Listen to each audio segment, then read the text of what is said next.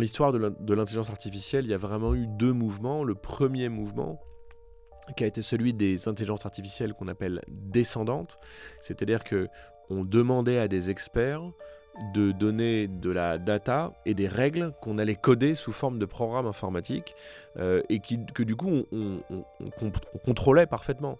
Par exemple, on allait vouloir faire un système expert pour faire du diagnostic médical et on allait dire d'abord on mesure la température, si c'est supérieur à 38, on regarde au fond de la gorge, s'il y a des points blancs, on regarde si la personne tousse, si la personne tousse, alors c'est une angine. Donc là, c'est effectivement des arbres de décision qu'on maîtrise parfaitement puisque c'est un expert qui l'a expliqué. Et le problème de cette approche, c'est qu'il y a tout un tas de phénomènes qu'on ne sait pas expliquer aussi précisément, ou en tout cas suffisamment précisément pour qu'on puisse les coder dans un ordinateur.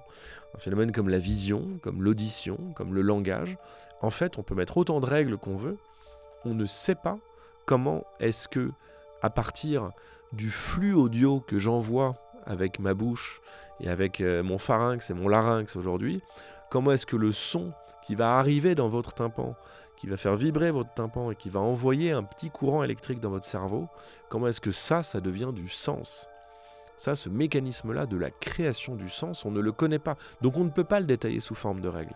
Et donc on a eu d'autres approches qui sont des approches ascendantes, où on va dire plutôt que d'essayer de rassembler des experts pour leur demander de détailler le phénomène qu'on cherche à simuler, eh bien on va mettre de la data, plein de data, et on va laisser un modèle apprendre cette data. C'est-à-dire quelque part en extraire ses propres règles à partir d'exemples. Donc ça marche beaucoup mieux. Et c'est tout le machine learning.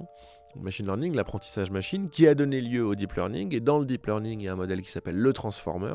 Et une des utilisations du modèle de transformer, c'est la génération de texte. Et donc c'est ChatGPT, c'est Mistral, etc. Donc ça marche très bien. Mais au final, quand on a fini d'entraîner un modèle d'IA comme cela, eh bien il va y avoir des milliards de paramètres, donc des valeurs numériques, dont on n'a aucune idée de ce qu'elles représentent. Et en ce sens-là, non, on ne sait pas pourquoi, à un moment donné, il va générer une phrase plutôt qu'une autre.